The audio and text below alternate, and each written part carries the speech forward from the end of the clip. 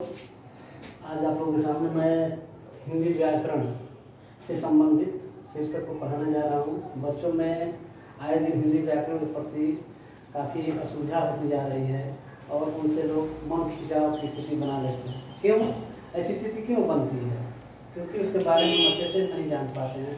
तो आज हम हिंदी व्याकरण के में आज पढ़ाने जा रहे हैं हम लोग को हम समास। समास काफ़ी महत्वपूर्ण शीर्षक है और बच्चे इसको काफ़ी सरस रूप से नहीं देखते हैं और इसको भूल जाते हैं।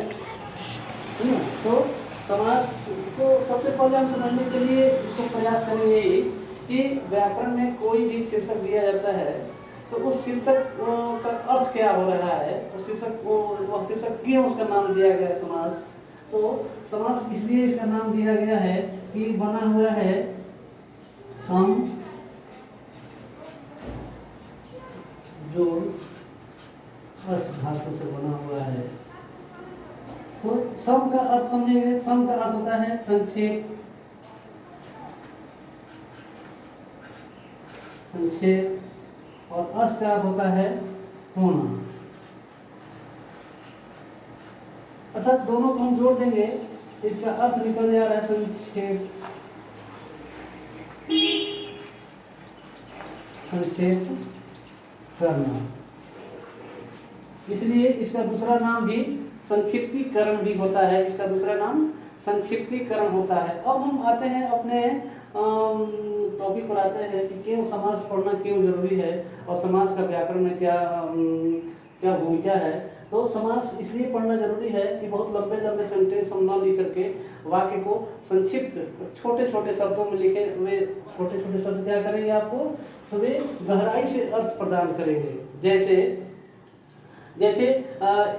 एक जंगल था, जंगल में अनेक चिड़िया उड़ रही थी और उसमें कहीं से चिड़िया को मारने वाले लोग भी आए हैं।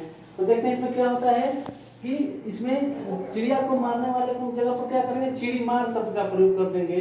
तो वही चिड़िया को मारने वाले जगह के लिए चिड़ी मार शब्द का प्रयोग कर देंगे। तो ये हो गया समास हो गया। ठीक है। तो समास को पढ़ना इसलिए जरूरी है क्योंकि अनेक शब्दों के जगह पर हम एक शब्द का प्रयोग करके हम अपना काम कर लेते हैं। इसलिए समास को पढ़ना अत्यंत आवश्यक है। हो गया। तो अब समास की परिभाषा देखते हैं क्या होता है कि समास की परिभाषा क्या होती है। तो सम और अस तो ये हो गया, आपको तोड़ दिया मैंने।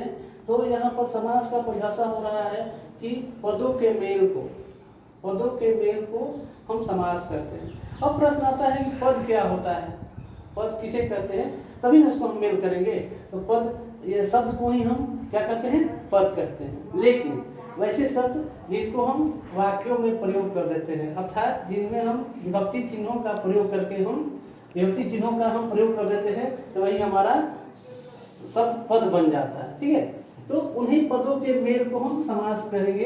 तो यहाँ पर जैसे राजपुरुष,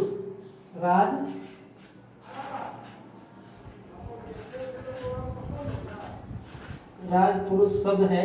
अब यहाँ पर इसका यदि हम विग्रह करेंगे, विग्रह का अर्थ क्या होता है, विग्रह का अर्थ होता है कि इसको हम अलग अलग करेंगे और इसको अलग अलग करके विभक्ति चिन्हों का प्रयोग करेंगे।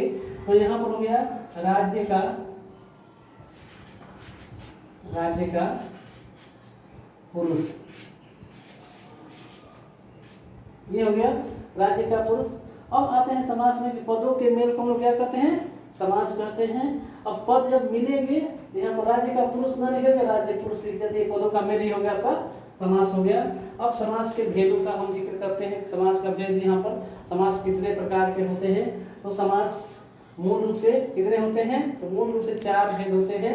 नंबर 1, मूल रूप से कितने भेद होते हैं, नंबर 1 देखते हैं। पहला भेद कौन है, समास के भेद, समास के भेद। नंबर 1 अव्ययी भाव। अव्ययी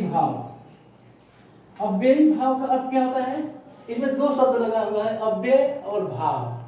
तो जो अव्यय का भाव प्रकट करे वह समास जो अव्यय का भाव प्रकट करे। इसमें विद्यार्थी लोग भूल जाते हैं कि अव्यय किसे कहते हैं। तो अव्यय वे शब्दांश जो कभी ना बदले उसे अव्यय कहते हैं। तो अव्यय का भाव प्रकट करने वाले शब्द को हम लोग अव्ययी भाव कहते हैं। या दूसरा परिभाषा इस तरह से बोल सकता है कि जिस समासिक शब्द का पहला पद अव्यय हो उसे अव्ययी भाव समास कहते हैं। यदि अव्यय न हो तो अव्यय का भाव प्रकट करेगा पहला ही पद, या कहीं कहीं दिया हुआ है कि अव्यय पहले पद की प्रधानता हो उसे हम अव्ययी भाव समास कहते हैं। तो इसमें अव्ययी भाव समास में अव्यय पहला पद होना चाहिए, जैसे यथाशक्ति। यथाशक्ति का अब क्या हो गया, यथा पहला पद हो गया, ये दूसरा पद हो गया। इसको पूर्व पद कहेंगे, इसको उत्तर पद भी कहेंगे हम। तो पहला पद हमारा अव्यय हो गया यथा का अर्थ हो गया क्या, अपनी योग्यता के अनुसार या जैसे, और शक्ति ताकत हो जाती है। तो इसका विग्रह करेंगे हम लोग तो शक्ति के अनुसार, ये अव्ययी भाव समास हो गया। अब उसका और भी उदाहरण है, जैसे कि जो अव्यय का जो भाव प्रकट करे, अव्यय है नहीं लेकिन अव्यय का भाव प्रकट करें, तो उसमें क्या हम देखेंगे यहाँ पर दूसरा उदाहरण देते हैं हम लोग,